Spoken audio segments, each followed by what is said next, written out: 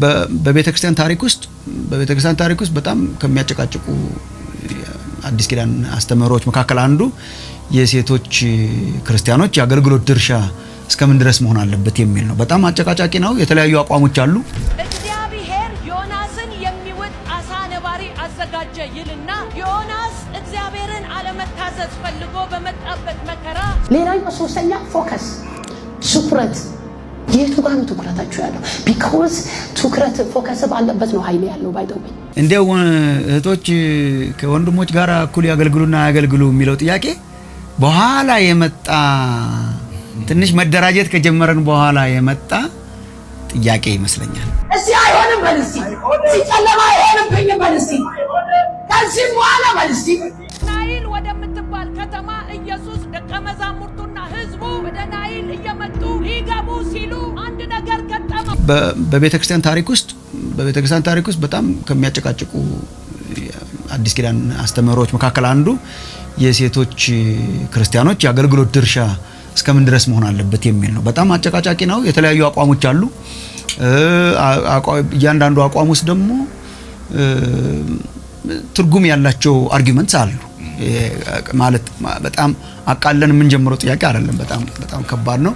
እንደነኛ አሁን እንደተነበቡት የመሳሰሉ ከልካይ የሚመስሉ የመጽሐፍ ቅዱስ ክፍሎች አሉ በአዲስ ኪዳን። በተለይ እንግዲህ የኛ ትልቅ ፎከስ ከጊዜያችንም አንፃር አዲስ ኪዳን ነው። በአዲሱ ኪዳን በክርስቶስ በዚህ በመጣው በአዲሱ ዘመን ከመስቀሉ በኋላ ባለው የሴቶች አገልግሎት በቤተክርስቲያን ከወንዶች ጋራ ከወንድሞች ጋራ ምን ይመስላል የሚለውን ለማየት ነው። እኔ እንግዲህ የወንዶችና የሴቶችን እኩልነት በተመለከተ መጽሐፍ ቅዱስ ጥያቄ የለውም። ቫልዩ በተመለከተ ግልጽ ነው መጽሐፍ ቅዱስ። ገና ፍጥረት ሲጀምር እግዚአብሔር ሲፈጥር በዘፍጥረት 1:27 ላይ እንደምናነበው ወንድና ሴትን እኩል የእግዚአብሔር አምሳል ተሸካሚ አድርጎ ነው እግዚአብሔር የፈጠራቸው። በእግዚአብሔር አምሳል ነው የፈጠረውና ቫልዩ በተመለከተ እኩልነት በተመለከተ በእግዚአብሔር ዘንድ ያላቸው ወንድና ሴት ያላቸው ድርሻና እኩልነት በተመለከተ መጽሐፍ ቅዱስ ግልጽ ነው። ግን ደግሞ የተለያየ ኃላፊነት አላቸው።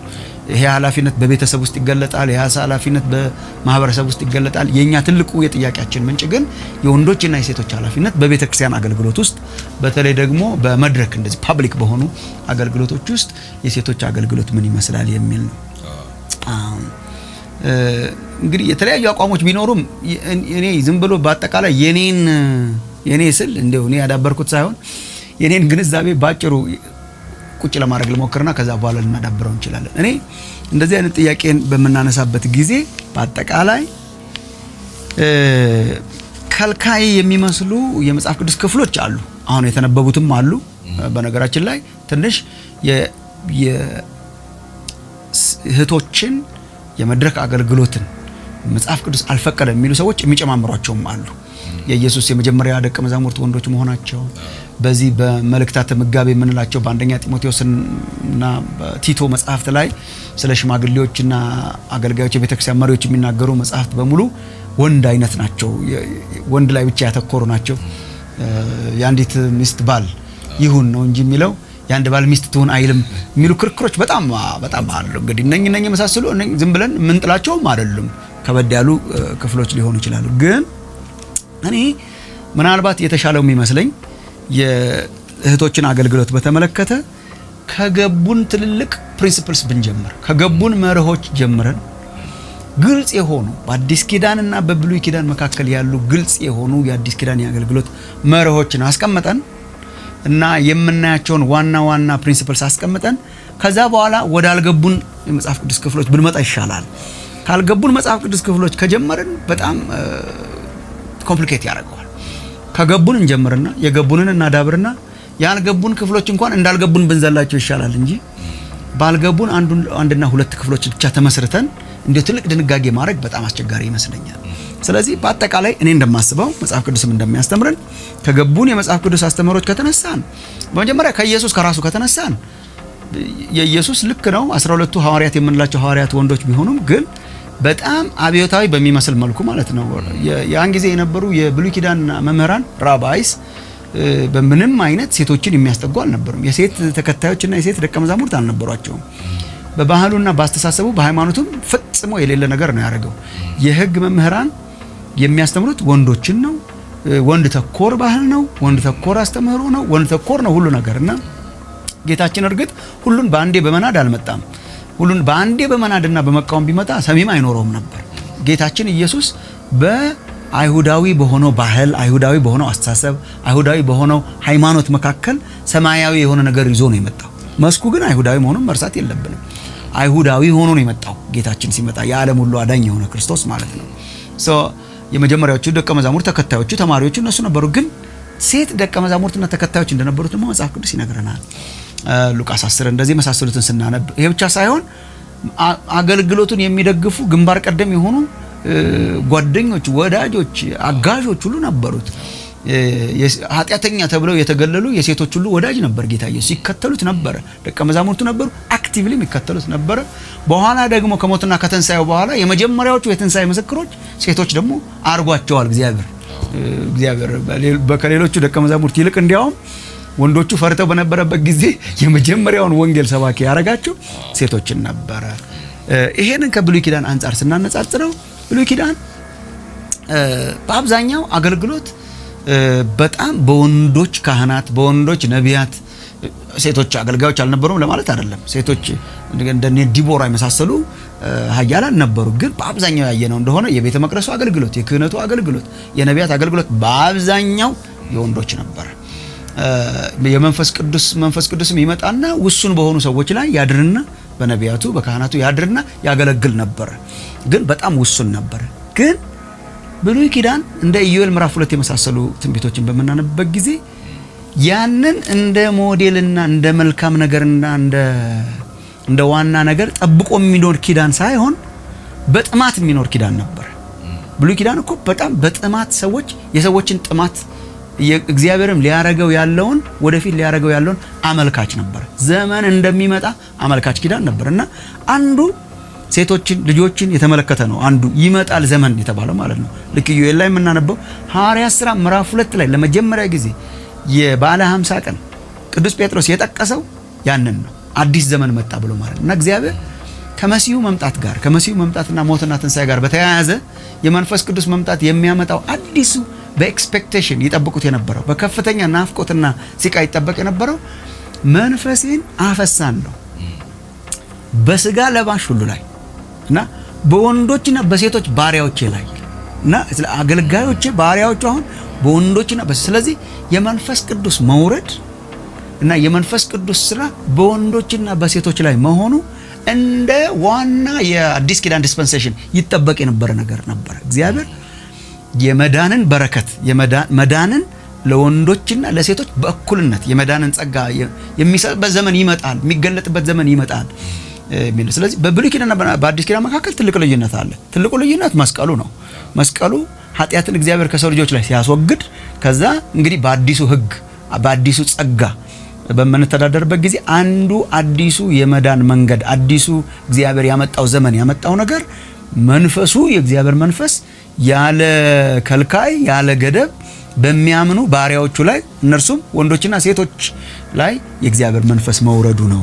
ስለሆነም የአዲስ ኪዳን አገልግሎት ሞር በጾታ ላይ የተመሰረተ ሳይሆን በጸጋ ላይ የተመሰረተ ነው አርጎታል። እግዚአብሔር መንፈስ ወረደ ዘን በጸጋ ስጦታ ላይ የተመሰረተ ወንድ ስለሆነ አያገለግልም። በነገራችን ላይ አገልግሎት የወንዶች አይደለም፣ አገልግሎት የሴቶችም አይደለም። አገልግሎት ጸጋ የተሰጣቸው ምእመናን እና ወንድ ጸጋ ካለ ያገለግላል፣ ጸጋ ከሌለው አያገለግልም። ወንድ ስለሆነ ብቻ ኳሊፋይ አያደርግም። በአንዳንድ አስተሳሰቦች ስቲል አለ። አሁን በእኛም ሀገር ምንም እንደው ጸጋ ካላቸው እህቶች ይልቅ ምንም አይነት ጸጋ ስጦታ የማይገለጥባቸውን ሰዎች የምናሰማራበት ሁኔታ ቢኖርም የአገልግሎት ሁኔታ በአዲስ ኪዳን በጸጋ ስጦታዎች ላይ የተመሰረተ ነው። የጸጋ ስጦታ ኦፐሬሽን ነው እና እግዚአብሔር ጸጋውን ካፈሰሰ መንፈሱን ከሰጠ መንፈሱን ያፈሰሰባቸውና ጸጋውን የሰጣቸው የሚያገለግሉበት እንደሆነ ግልጽ ነው። ይሄ ፕሪንሲፕል በጣም ግልጽ ነው፣ በጸጋ ላይ የተመሰረተ እንደሆነ። አሁን የሚከለክል የሚመስለው ምዕራፍ ያለበት አንደኛ ቆሮንቶስ 14 እኮ በጣም አብዮተኛ ነው እህቶችን በተመለከተ እና ስትጸልይና ስትተነብይ ብሎ እኮ ከነቢያትና ከሚተነብዩና ከሚጸልዩ መካከል ያረጋት ምዕራፍ ነው አንደኛ ቆሮንቶስ 14 እኮ። ይሄ በብሉይ እኮ አይታሰብም። እህቶች አንድ ላይ ቁጭ ብለው ያውም በኮንግሪጌሽን አንድ ላይ ቁጭ ብለው የነበረውን ዘመን ስናስታውስ ማለት ነው። አንድ ላይ ቁጭ ብለው ልክ ከወንዶች ጋር እኩል ስትጸልይና ስትተነብይ ጠጉሯን ትከናነም እንጂ የሚለው አሁን አለ እሱ ምዕራፍ 11 ላይ በዚህ መልኩ ይሁን እንጂ ስትጸልይ ስትነብይ ይላል መጽሐፍ ቅዱስና መጸለይን መተንበይን የመሳሰሉ ትልልቅ ስጦታዎችን በጉባኤ መካከል የሰጠ ኪዳን እንደሆነ መርሳት የለብንም። እነኚህ ፕሪንሲፕልስ አሉ። አንድ ሌላ ለመጨመር ያህል ከዛ በኋላ ወደ እነኚህ ቴክስቶች ልንመጣ እንችላለን። አንድ ሌላ ለመጨመር ያህል በአዲስ ኪዳን የወንዶችና የሴቶችን አገልግሎት በግልጽ የምናይባቸው እህቶች አሉ፣ የሚያሳዩን ማለት ነው። አብረው ጎን ለጎን ያገለገሉ እህቶች አሉ፣ አገልጋዮች የሆኑ በመጀመሪያዋ ቤተክርስቲያን በጣም ትልቅ ሚና የተጫወቱ ወንዶችና ሴቶች ነበሩ። ወንጌል ከኢየሩሳሌም ሲወጣ የተበተኑ ሁሉ ነው የሰበኩት። ይሄ አሁን ወንጌል እኮ ከኢየሩሳሌም ሲወጣ ከስጢፋኖስ መሰዋት በኋላ የተበተኑትም እየሰበኩ ዞሩ ይላል እና ከተበተኑት መካከል እህቶች እንደሚኖሩ ምንም ጥያቄ የለውም። ግን ከዛ በኋላ ጳውሎስ በሚጽፍባቸው አንዳንድ ቴክስቶች አሉ አሁን እንደ ሮሜ ምዕራፍ 16 ላይ የተጠቀሱ ለምሳሌ ቁጥር 1 እስከ 3 ላይ ፌበን የምትባል እህት ተጠቅሳለች። በክንክራውስ ባለች ቤተክርስቲያን አገልጋይ የሆነች እህት ምናልባትም የሮሜን መጽሐፍ ደብዳቤውን ይዛ ለሮሜ ቤተክርስቲያን ይዛ ሄደች፣ መልእክቱን ይዛ ሄደች እህት እሷ ናት። እና አገልጋይ ይላታል ጳውሎስ። እና አገልጋይ ስለሚላት አንዳንድ ዲያቆነስ ስለሆነ ቃሉ ዲያቆን ብለው ብቻ ይተረጉሙታል። እና አይ ቲንክ ብዙ እህቶችን ድቁና ላይ የምናስተማረው በዚህ ምክንያት ይመስለኛልና ግን ዲያቆነስ አገልጋይ ማለት ነው። ጳውሎስም ለራሱ ተጠቅሞበታል። አሁን እንግዲህ አጵሎስ ምንድነው ጳውሎስስ ምንድነው አገልጋዮች ናቸው የሚለው ቃል እሱ ነው። ዲያቆናት ናቸው ቴክኒካሊ ለማለት አይደለም። ፕላስ ዲያቆናትም ቢሆን ሮላቸው በደንብ በዝርዝር በአዲስ ኪዳን አልተጻፈም እንጂ የሚናቅ እንትን አልነበረም። በጣም ትልቅ የአስተዳደርና የመምራት ኃላፊነት ያለው ነው። ብዙ ጊዜ ዲያቆናትን ሪፈር ስናደርግ ለምሳሌ ሐዋርያ ሥራ ምዕራፍ 6ን የሚጠቅሱ ሰዎች አሉ። በማዕድ እንዲያገለግሉ የተመረጡ የመጀመሪያዎቹ ዲያቆናት እነኚህ ናቸው። እሱም ከተባለ እኮ እህቶች ካሉበት በጣም አስደናቂ እኮ ነው። እንደነ እስጢፋኖስ የመሳሰሉ ኃያላን ሰባኪያን እና አገልጋዮች የነበሩበት ነው። ግን ዲያቆን አገልጋይ የሚለው በትልቁ መልኩ በሰፊው መልኩ አገልጋይ መሆኗን ለማመልከት እንጂ ስፔሲፊክ ዲቁና የሚለውን ነገር የያዘች እንደሆነች አድርጌ አልቆጥርም። እሷ አለች፣ ፕርስቅላ አለች የተጠቀሰች። ፕርስቅላና አቂላ የባልና ሚስት ናቸው። ፕርስቅላም እንደዚሁ አገልጋዮች የነበሩ በቤታቸው የነበረ ቤተክርስቲያን ያገለግሉ የነበሩ እንዲያውም በእግዚአብሔር ቃል አጵሎስን በእግዚአብሔር ቃል እኮ ሙሉ ያደረጉት እነሱ ናቸው። ባሏ ብቻውን አቂላ ብቻውን ሳይሆን ፕርስቅላና አቂላ አንድ ላይ ሙሉ የሆነ ወንጌልን ሰብከው ሰው ያደረጉት እነሱ ናቸው ያስተማሩትና በመጀመሪያው ቤተክርስቲያን ውስጥ አክቲቭሊ በማስተማር በማገልገል በልዩ ልዩ መልኩ ያገለገሉ አገልጋዮች እንዳሉ ግልጽ ነው። ሮሜ 16 ላይ ሌላ አሁን ዩሊያን የምትባል ሴት አለች ከአንድሮኒቆን ከሚባል ሰው ጋር የተጠቀሰች። ዩሊያን የሴት ስም ነው። የጳውሎስ ዘመዶች ናቸው። በሐዋርያት መካከል የተመሰከረላቸው ነው ይችላልቸው ሁለቱ አንድሮኒቆስና ዩሊያንን። እና አንዳንድ ሰዎች በጣም የሴቶችን ሐዋርያነት የማይቀበሉ ሰዎች አይ ይሄ ነገር የወንድ ስም ነው ብለው ኮንክሉድ ለማድረግ ይሞክራሉ። ምንም የሴት ስም ነው። በሐዋርያት መካከል ስመጥር ይሁን የተመሰከረላቸው ከተባሉት መካከል አንዷ እህት እንደሆነች መዘንጋት የለብንም። እንዲያውም ወንድ ነው ብለን ካሰብን በጣም ብዙ ኮምፕሊኬሽን ሊፈጠር ይችላል። እዚህ ማንሳት ተገቢ ላይሆን ይችላል። ግን እንደዛ አይነት አገልጋዮች ነበሩ። ይሄ ክፍተት እኮ ትልቅ ክፍተት ነው የሚያሳየን። በአዲስ ኪዳን ይሄንን የመሰለ ክፍተት ኃላፊነትና ማስተማር አለበት። ስለዚህ የኔ አጠቃላይ አቋም ወንዶችና ሴቶች በእኩልነት የሚያገለግሉበት ኪዳን ነው አዲስ ኪዳን ብዬ አምናለሁ። ኃላፊነትና አገልግሎት በአዲስ ኪዳን ሞር የጸጋ ጉዳይ ነው ብዬ አምናለሁ። በአዲስ ኪዳንም የምናየው በመጀመሪያ ቤተክርስቲያንም ያውም በጣም በግሪካውያኑም ዘንድ በአይሁዳውያኑም ዘንድ የወንዶች የበላይነት በጣም በነበረበት በዛ ዘመን ሕግጋትንና አስተምህሮንና ፍልስፍናን በተመለከተ በጣም አዋቂዎች ወንዶች ብቻ በነበሩበት በዛ ዘመን በጣም በሚያስደንቅ አይነት ለውጥ አዲስ ኪዳን አዲስ ለውጥ ነው ይዞ የመጣው ብዬ አስባለሁና ወንዶችና ሴቶች በጋራና ጎን ለጎን የምናገለግልበት ኪዳን ነው አዲስ ኪዳን ብዬ አምናለሁ። እንግዲህ ጥቅሶቹን ልናነሳቸው እንችላለን፣ ግን እኔ አንድ ተጨማሪ እዚህ ላይ የማነሳው ሌላው ነገር እኔ ከኤክስፔሪየንስ እኛ ልምምድን ዋና አድርገን አንነሳም። የእግዚአብሔር ቃል ነው ዋና መሰረታችን። በእግዚአብሔር ቃል ላይ የተመሰረተ ልምምድ ሲኖር ግን ቸል ማለትም የለብንም። በኢትዮጵያ ቤተክርስቲያን ውስጥ በነበረው የመንፈስ ቅዱስ እንቅስቃሴና እስካሁን ድረስ በዘለቀው እኛ እንኳን በደረስንበት እንዲያው እህቶች ከወንድሞች ጋር እኩል ያገልግሉና ያገልግሉ የሚለው ጥያቄ በኋላ የመጣ ትንሽ መደራጀት ከጀመረን በኋላ የመጣ ጥያቄ ይመስለኛል። ጥያቄ ያልነበረበት ዘመን ላይ ነው እኛ ሁሉ አብዛኞቻችን ሄዳን ነው። በሀገራችን ባለ የወንጌል እንቅስቃሴ ውስጥ እንዲያው ቁጭ ብሎ ምርምር የሰራ ሰው ባለመኖሩ ነው እንጂ አብዛኞቹ አብያተ ክርስቲያናት በስደቱ ዘመን የተተከሉት በነርሶች፣ በአስተማሪዎች፣ በሐኪሞች፣ በእህቶች ከወንድሞች ጋር እኩል በወጡ እነሱ ሁሉ ነገር ሆነው ማለት ነው። ያን ጊዜ የስም ርብርቦሽ አልነበረም። ሐዋርያ በሉን አላሉ፣ ነብይ በሉን አላሉ፣ ማንም የሚል አልነበረም የዛን ጊዜ። ለነገሩ ግን ሁሉ ነገር ነበሩ። እኔ አሁን በዳንኩበት አካባቢ ተመስገን ነው። እነሱ ባይኖሩ ኖሮ የወንጌልን እውነት አስረድቶ አሳድጎ ደቀ መዝሙር ሊያደርግ የሚችል ሰው ማንም አልነበረም። በዚያን ጊዜ የእግዚአብሔር መንፈስ ከተገለጠ፣ በዚያን ጊዜ እግዚአብሔር ከሰራባቸው፣ በዚያን ጊዜ አብያተ ክርስቲያናት ከተተከሉ፣ በዚያን ጊዜ ሐዋርያት ከነበሩ፣ በዚያን ጊዜ የነብይነትን ሮል ከተጫወቱ ቸርች ስትደራጅ ነው ዶክትሪኑ የሚቀየረው ማለት ብሎ ለማሰብ በጣም ይከብደኛል። በአይናችንም ያየነው ነገር እግዚአብሔር አስደናቂ ስራዎችን እግዚአብሔር ሰርቷል ብዬ አምናለሁና የኔ አጠቃላይ ፕሪንሲፕል ይሄ ነው። ከባድ ቴክስቶች ናቸው የተነሱት። ይሄንን ብዬ ግን ሚኒማይዝ ማድረግ አልፈልግም። አሁን በተለይ አንደኛ ቆሮንቶስ ምዕራፍ 14 ብዙ ከባድ አይደለም ሳስበው። አንደኛ ቆሮንቶስ ምዕራፍ 14 በመጀመሪያ አንደኛ ቆሮንቶስ 14 እንዳለ አጠቃላይ አውዱ የጸጋ ስጦታ በጉባኤ ውስጥ እንዴት ኦፐሬት ያርግ፣ እንዴት ይገለጥ።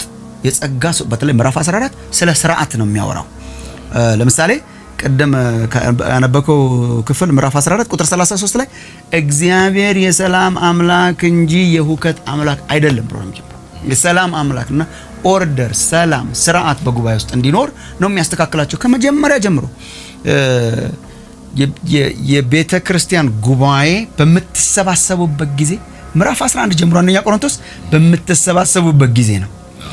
ተሰባስባችሁ የጌታን ራት በምትበሉበት ጊዜ ተጠባበቁ፣ እኩል ይሁን፣ አንድ ላይ ተሰባስባችሁ በምታመልኩበት ጊዜ ሴቶች በዚህ መልክ ይልበሱ። ተሰባስባችሁ በምትጸልዩበት ጊዜ ፍቅር ዋና ይሁን። ተሰባስባችሁ በምታመልኩበት ጊዜ ልዩ ልዩ የጸጋ ስጦታዎች መኖራቸውን አትዘንጉ። ምዕራፍ 12 ምዕራፍ 14 ደግሞ ተሰባስባችሁ በምታመልኩበት ጊዜ እያንዳንዱ ጸጋ ለመታነጽ ይሁን። ይሄ ነው ትልቁ ትኩረት። እያንዳንዱ ጸጋ ለመታነጽ ይሁንና ለመታነጽ የማይሆን ነገር አስወግዱ ብሎ ነው የሚቆጥረው። ልሳን ከተነገረ እንዲያነጽ ይተርጉም፣ የማይተረጎም ከሆነ ጸጥ ይበል፣ ለእግዚአብሔር ይንገር ምናምን ያለ መጥቶ ሴቶች ሪሊ አያስተምሩ ሳይሆን ሴቶችን በጉባኤ ዝም ይበሉ፣ አይረብሹ ነው። በጉባኤ በቃ ዝም ይበሉ፣ እሱ ነው ዝም ይበሉ። ጸጥ ይበሉ ሊሆን አይችልም። ትንቢትና ጸሎትም ይጸልዩ ተንቢዩ ብሎ ጸጥ ይበሉ ሌላ አይችልም። ማስተማርም ስፔሲፊክ የሆነ የማስተማር ኢሹ እዚህ ላይ የለም።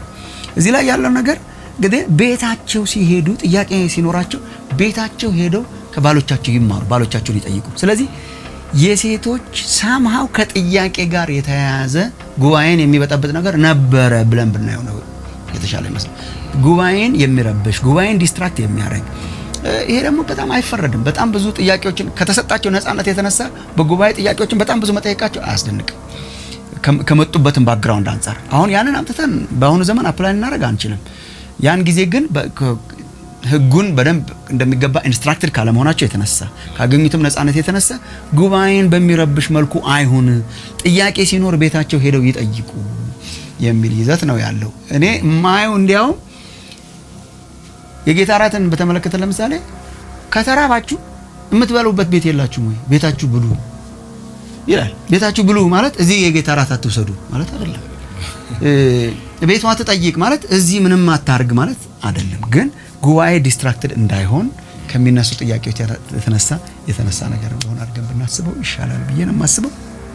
የጢሞቴዎስን ቴክስት ከሱ አንጻር ካላየ ነው በኤፌሶን ካለ ያን ጊዜ ይከሰት ከነበረ ስልጣንን ከሚሻማ እና ቤተክርስቲያንን ሳምሃው በእነሱ ኮንቴክስት ካስቸገረ ነገር አንጻር ካላየ ነው በአጠቃላይ የአዲስ ኪዳን ፕሪንሲፕል ጋር በጣም ይጋጫል ብዬ አስባለሁ።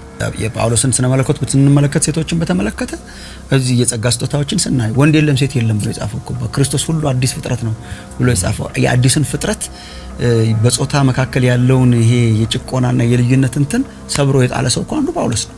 ወንድ የለም ሴት የለም ብሎ የጻፈው ማለት ነው። አድሬስ ሲያረግም አሁን በዚህ በአንደኛ ቆሮንቶስም ላይ እንደምናየው ጸጋንና የጸጋ ስጦታን ለወንዶች ብቻ ሳይሆን ለእህቶችም የተሰጠ እንደሆነ በትክክል ይጽፋልና የጳውሎስ ስነ መለኮታዊ አስተሳሰቦች ጸረ ሴት ናቸው ብዬ ለማሰብ በጣም ይቸግረኛል። ጊቭን የነበሩበት ኮንቴክስት በጣም እኛ እኮ አሁን እንደ በቃ አየር ላይ እንደተንጠለጠሉ ሰዎች አድርገን ማሰብ የለብንም። አየር ላይ ተንጠልጥለው ስነ መለኮት ያብራሩ ሰዎች እኮ አይደሉም። የነበሩበትን ኮንቴክስት ለመድረስ አሁንም እኛ እንደምናደርገው በነበሩበት ባህል፣ በነበሩበት ቋንቋ፣ በነበሩበት አስተሳሰብ መካከል ሆነው የክርስቶስን እውነት ነው እንጂ ያስተላለፉት እንደ ሁሉን ነገር እንደው አልነበረምና given that አዲሱን ፍጥረት ነው ጳውሎስ ከፍ ያደረገው ቤተክርስቲያን የምትማረው ፕሪንሲፕል ለምሳሌ እዚህ ላይ አንደኛ ቆሮንቶስ 14 ላይ ጉባኤ አይበጥበጥ ነው እንጂ በቃ ትልቁ የሚያስተምረው ትምህርት እሱ ስለሆነ ማለት ነው። እና አሁን ኤፌሶን 5 ላይ ሚስቶች ወይ ለባሎቻችሁ ተገዙ ሚሊዮን ብቻ ነው የምናየው። ይሄ በዚያን ጊዜም የነበረ ነው። ግን እርስ በርሳችሁ በክርስቶስ ፍርሃት አንዳችሁ ለአንዳችሁ ተገዙም ይላል። ወንድንም ተገዢ ያደርገዋል። እነኚህ የመሳሰሉ የወንዶችና የሴቶችን ቫልዩ ከፍ የሚያደርጉ ቴክስት የጻፈ ሰው እንደሆነ አድርጌ ነው የማስበው። እና እህታችንን በአጠቃላይ የእግዚአብሔር ቃል የሚከለክለው ነገር የለም ብዬ አምናለሁ እኔ ፐርሰናሊ። ግን የምታገለግልበትን አውድ፣ የምታገለግልበትን የቤተ ክርስቲያን አስተምህሮ፣ የምታገለግልበትን ካልቸር፣ የምታገለግልበትን ሳማው አስተሳሰብ ኮንሲደር ማድረግ በጣም ይጠይቃል። አንድን ነገር በአብዮት መልክ ሲሆን ትክክለኛ ነገር ሆኖ ሳለ ብጥብጥ ይላል እና ቀስ ብሎ በማስተማር ራስን በማሳየት በመልካም ስራ ራስን በመግለጥ በጸጋ በመገለጥ ነው እንጂ በመብት መልክ የሚደረገው ክርክር እኔም ብዙ ደስ አይለኝም። በመብት መልክ በሚሆንበት ጊዜ ለብዙ ነገሮች ይዳርጋልና በመብትን በማስከበር መልኩ ሳይሆን የእግዚአብሔርን ቃል ቀስ ብሎ በማሳየትና ያለንበትንም አውድ ሪሊ በማገናዘብ መሆን ያስፈልጋል ብዬ አስባለሁ።